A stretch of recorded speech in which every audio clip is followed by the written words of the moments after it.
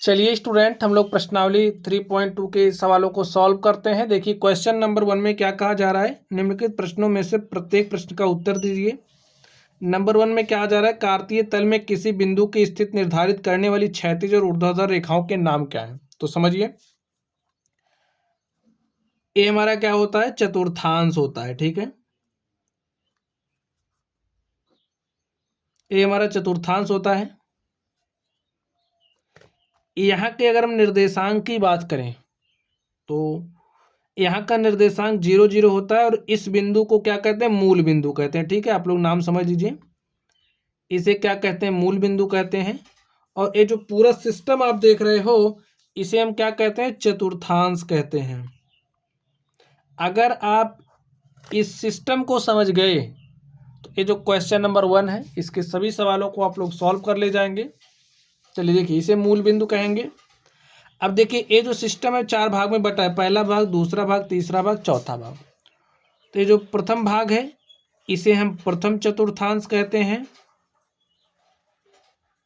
ठीक है, प्रथम चतुर्थांश कहते हैं।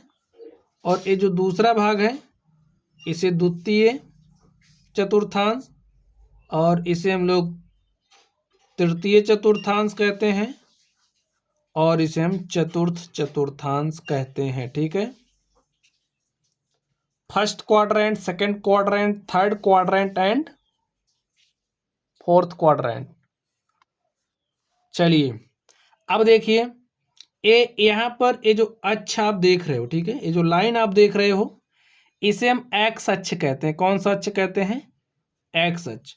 और इसका नाम हमारा क्या होता है, एक्स, एक्स डैश। ठीक है, मूल बिंदु को हम लोग ओ से रिप्रेजेंट करते हैं, तो इसको ओ से दिखाते हैं। ये जो आप एक्सिस देख रहे हो, अक्ष देख रहे हो, इसे हम वाई अक्ष कहते हैं। ठीक है, और इसे वाई, वाई डैश से दिखाते हैं। इतनी बात आप लोग समझ ही गए होंगे। चलिए अब आप ध्यान से देखिए, हमसे पूछा क्या जा रहा है 1 नंबर में, अब उस पर चलते हैं ना। कार्तीय तल में किसी बिंदु, अब समझिए हमारा कार्तीय तल है, पूरा सिस्टम है, इसमें किसी बिंदु की स्थिति का निर्धारण करना। चलिए एक बिंदु की स्थिति का निर्धारण भी कर लेते हैं।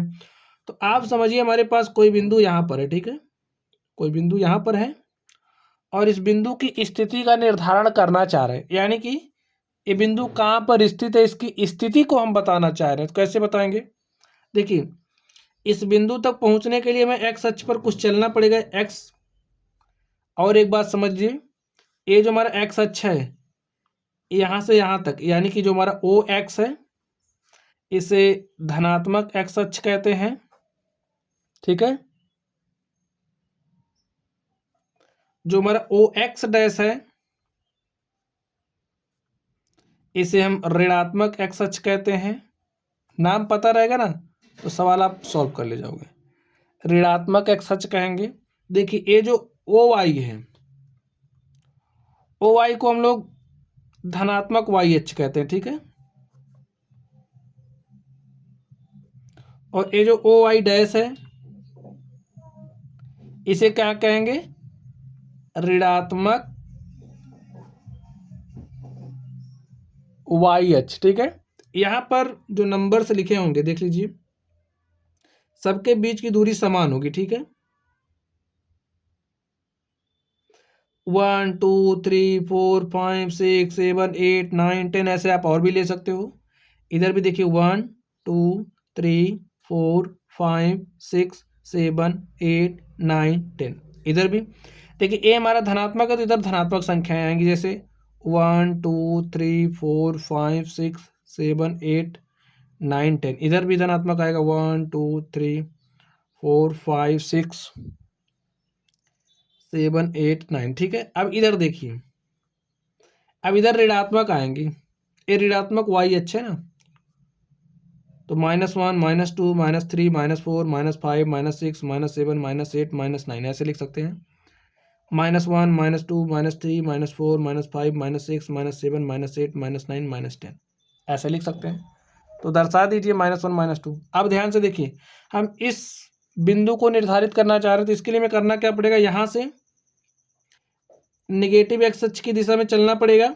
हम कितना चले, 1 2 3 4 5, -5 चले हैं ना, तो यहाँ पर लिखेंगे -5 और वाई पर कितना चलना पड़ा, देखिए 1 2 3 4, इसको यहाँ तक आए ना, तो 4। तो इस तरीके से ये जो बिंदु P है इसकी स्थिति क्या हो गई, -5 4। इसका मतलब -5 क्या दिखा रहा है, जो हमारा एक्स अक्ष है, एक्स अक्ष पर हम लोग निगेटिव अक्ष, एक्स ऋणात्मक की तरफ चल रहे हैं, ठीक है, यानी कि ओ एक्स डैश पर हमें चलना है। ओ एक्स डैश पर हमें -5 यूनिट चलना पड़ रहा है बिंदु P तक पहुंचने के लिए, और ओ आई पर हमें कितना चल रहा है, 4 यूनिट। तो इस तरीके से किसी बिंदु का निर्धारण करते हैं। अब हम लोग प्रश्न पर चलते हैं। कार्तीय तल में किसी बिंदु की स्थिति निर्धारित करने वाली क्षैतिज और ऊर्ध्वाधर, देखिए ये जो आप एक्स एक्स डैश देख रहे हो ये हमारी क्षैतिज रेखा है, एक्स एक्स डैश हमारी क्या है, क्षैतिज रेखा है, जिसे हम क्या कहते हैं, एक्स अक्ष, ठीक है। चलिए, और ऊर्ध्वाधर रेखाओं के नाम क्या है, हमें नाम ही बताना है, तो इसे हम एक्स अक्ष कहते हैं। और ये जो ऊर्ध्वाधर रेखा आप देख रहे हो जिसे हम वाई वाई डैश कहते हैं, ऊर्ध्वाधर रेखा, ठीक है।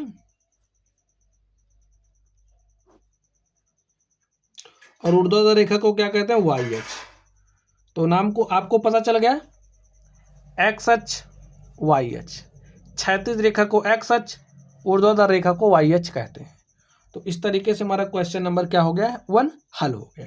चलिए अब हम सेकंड नंबर पर चलते हैं और देखते हैं सेकंड नंबर का सोल्यूशन क्या होगा, ठीक है। तो स्टूडेंट आप लोग ध्यान से देखिए, देखिए सेकंड नंबर में क्या कहा जा रहा है, इन दो रेखाओं से बने तल के प्रत्येक भाग के नाम बताइए। अब ये जो हमारी दो रेखाएं हैं, यानी कि जो एक्स अक्ष है, ये जो वाई अक्ष है, क्षैतिज रेखा और ऊर्ध्वाधर रेखा से जो तल बन रहे हैं उन तलों के नाम बताना। देखिए ये हमारा तल हो गया प्रथम तल, जिसे हम प्रथम चतुर्थांश कहते हैं, द्वितीय चतुर्थांश, तृतीय चतुर्थांश और चतुर्थ चतुर्थांश, ठीक है। लिखिए दोनों रेखाओं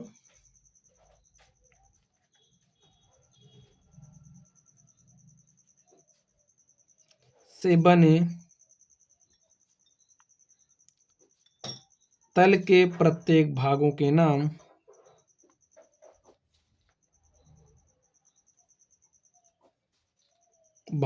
नाम इस प्रकार हैं, इस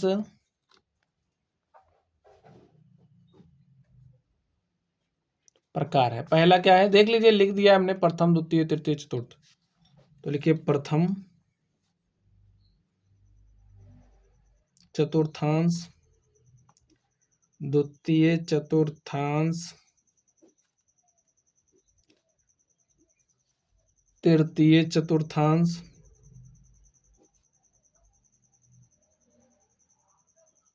और आखिरी वाला क्या है, चतुर्थ चतुर्थांश। आपको नाम पता चल गया, तो सारा खेला इसी का चल रहा है, ठीक है। अब आगे देखिए, उस बिंदु का नाम बताइए जहां ये दो रेखाएं प्रतिच्छेदित करती हैं। देखिए ये हमारी क्षैतिज रेखा हो गई, ये हमारी ऊर्ध्वाधर रेखा हो गई। आप बताइए क्षैतिज रेखा और ऊर्ध्वाधर रेखा कहाँ प्रतिच्छेदित कर रही हैं, इस बिंदु पर प्रतिच्छेदित कर रही हैं, बिंदु ओ पर प्रतिच्छेदित कर रही हैं।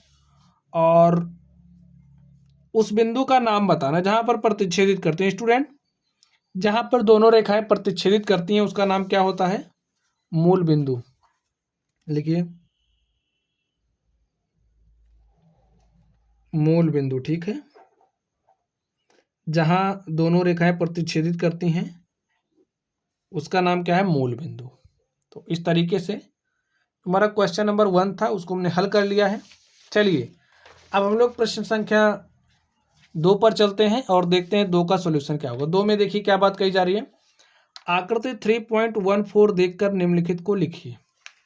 तो यहाँ पर हमारे पास ये जो आप आकृति देख रहे हो 3.14, हमें इसी को देख करके क्वेश्चन को हल करना है। तो चलिए हम लोग सॉल्व करते हैं। आप लोग ध्यान से देखिए,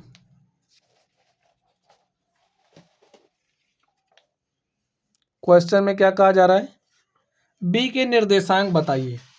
तो यहाँ पर ये जो आप बी देख रहे हो, इस बी का निर्देशांक बताना। बी देखिए कहाँ पर है, यहाँ पर है, ठीक है। बी हमारा यहाँ पर है और यहाँ पर पहुँचने के लिए हमें देखिए, ए हमारा वाई वाई डैश है, ए हमारा एक्स एक्स डैश है, ए हमारा मूल बिंदु है, ठीक है। ए हमारा क्या है, मूल बिंदु। अब बी के निर्देशांक बताने हैं, तो चलिए लिखते हैं।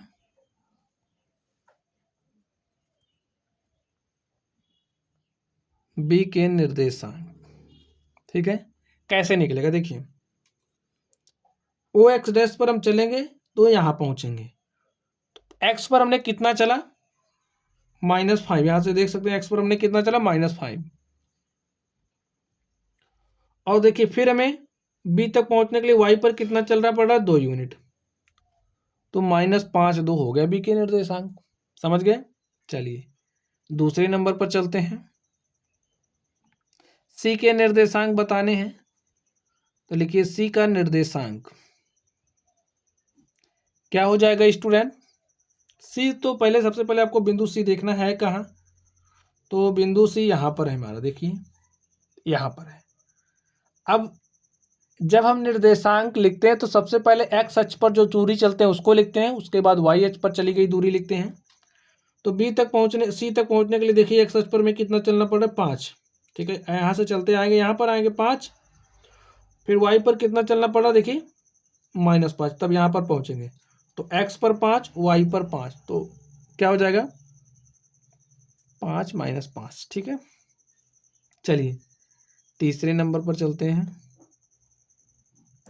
निर्देशांक -3 -5 द्वारा पहचाना गया बिंदु। -3 -5, देखिए -3 है कहाँ, पहले -3 यहाँ पर है, देखिए -3 है, और -5 यहाँ पर है, देखिए। यानी कि अगर इस बिंदु ई के निर्देशांक को आप लिखना चाहोगे तो क्या होगा, -3 -5। तो पहचाना गया बिंदु क्या होगा, ई। समझ गए स्टूडेंट। चलिए इसे चौथे नंबर पर चलते हैं और देखते हैं इसका सॉल्यूशन क्या होगा। 2 - 4, अब देखिए 2 है, यानी कि एक्स जो हमारा धनात्मक एक्स अच्छा उस पर चल रहा है, धनात्मक इधर है, तो 2 यहाँ पर है, -4 चलना है, -4 यानी कि ओ आई डैश पर। तो -4 यहाँ पर हमें दिख रहा है, देखिए 2 -4 यहाँ तक आएंगे इधर, तो बिंदु क्या हो गया, जी।